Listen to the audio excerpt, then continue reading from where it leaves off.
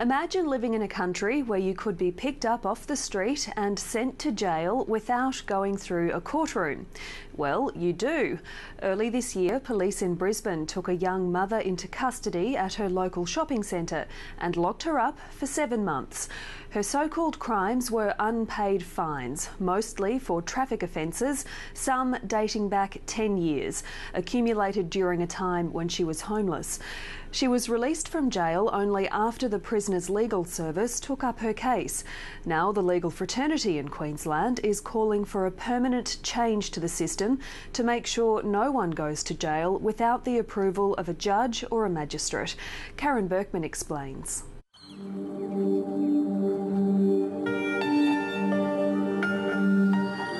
Susan Bebbington is walking her children to the park. Something she couldn't do for 7 months of this year while she was behind bars for the non-payment of old fines.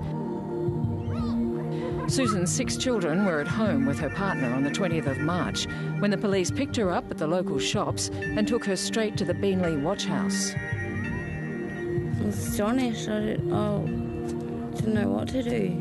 A mess. Mum, can we go on the swing soon? She wasn't allowed to pick up a toothbrush or say goodbye to the children. I knew they were right, but with their dad, but it was really hard for him too, being sick. Susan's partner is an insulin-dependent diabetic, but somehow he managed to keep the family intact while she spent 3 months in the Brisbane Women's Prison and 4 months in the Helena Jones Centre at Albion. She's a very good mother and she deserved to be at home with her children. The only reason why she was in prison was because she didn't have the money to pay her fines, 60% of which were for traffic fines. Susan had racked up $26,000 worth of fines, many of them during a period of homelessness in her teens. Her original family disintegrated when she was 6, and she spent her childhood moving between foster homes where she says she was abused.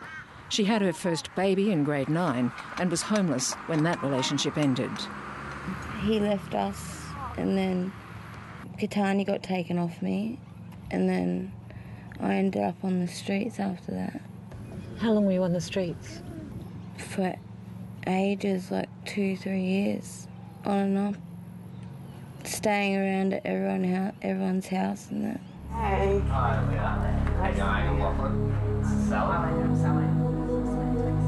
For people who work with the homeless, this is a familiar biography of lifelong disadvantage.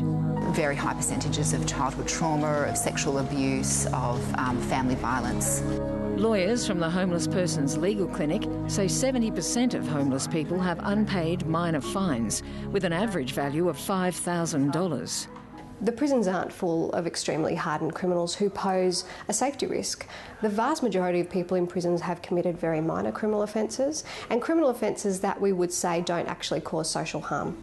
TAMARA Walsh has spent all her working life researching the connection between poverty and homelessness. She says Susan Bebbington could have been helped by Brisbane's Special Circumstances Court. The Special Circumstances Court, which runs out of the Brisbane Magistrates Court, makes a real genuine effort to link people in with services. But this 28-year-old mother of 7 wasn't taken before any court at all. I think it's outrageous that someone can go to jail without a court considering their circumstances. Locking up a woman with that who's a primary caregiver of 6 young kids, who's 7.5 months pregnant with another child who ended up being born in custody, just makes no sense. I believe that no magistrate would have actually sentenced her to a term of imprisonment. Susan gave birth to baby Fabian while she was in the Brisbane Women's Prison. Because I had a really bad birth with Fabian and you never get over that. I was handcuffed during my ultrasound, handcuffed during when I was in labour. It was horrible. It's the most hardest birth I've had. And then being there on my own. Corrective Services denies that she was handcuffed, but Sisters Inside, who lobby for the rights of women in prison, say it's a battle they've been having for years. We have a pregnant woman who then gives birth in handcuffs. Now, Corrective Services have been very clear to us that that policy exists no longer, but it obviously does exist. Sisters Inside alerted the prisoner's legal service to Susan Bebbington's plight, and they secured her release within a week. We did. Unfortunately, too late. I think that she should have been out a long time before, or better yet, she should never have gone to prison. When she'd served 3 months, the State Penalties Enforcement Registry, the government department responsible for locking her up, made her an offer she couldn't possibly accept. That she pay half the amount of her fine, some $10,000, and pay off the rest on her release. Susan didn't have $10,000, but she did have an idea of her own and wrote to the department from jail. Asking that, if I could do half of my time and then be let out and pay the other half off.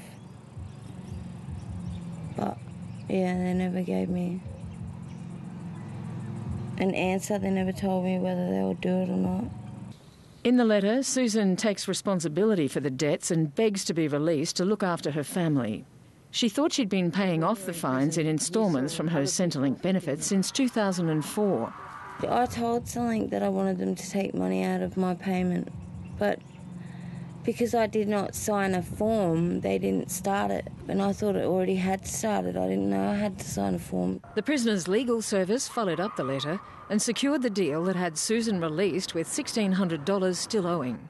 When a Sunshine Coast engineer heard about her case, he paid the outstanding fine immediately. It was shock and horror for me to think that, we're in a democratic society in the best state in Australia, in the best part of the world, and we've got this crazy law that sends people to jail without... you could be in the back of Russia in some communist state, you'd understand that, but not in Queensland. Lawyers want to make sure it never happens again, calling on the state government to introduce the system used in Victoria, where every fine defaulter's case is reviewed by a magistrate. I think that anyone who's going to jail for their poverty and without a court making that decision, I think that's something that none of us should find acceptable. No one knows who made the decision to issue warrants for Susan Bebbington's arrest. It's not a court, there's no openness, there's no transparency, there's no guidelines that are public in any way. There will be other people, and I'm sure after this has been aired, that they will come forward. We need to expose the faceless people that actually have this power. Attorney General Paul Lucas says the State Penalties Enforcement Registry has a cross-department committee that decides when warrants should be issued. He says they tried to contact Susan more than 100 times and made 2 repayment agreements that weren't honoured.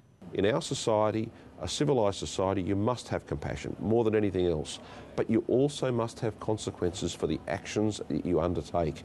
If you don't have that, then people will do those actions in the future without any regard to the consequences of others.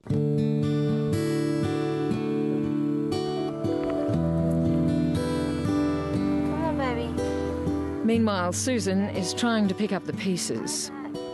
Hasn't fully wrecked my family, but me and my partner have a lot of problems too now after it. Because his sister passed away when I was in jail.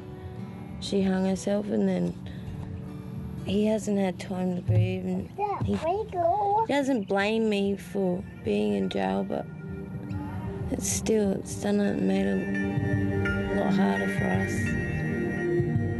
Paying rent and with only a limited education, she just scrapes by from week to week, while the state has spent a fortune locking her up. Well, taxpayers have in effect spent $61,600 incarcerating this woman. It hasn't solved problems in relation to employment. It hasn't given her stable accommodation. It hasn't drawn her or her family out of poverty. In fact, it's made all of those situations a lot worse.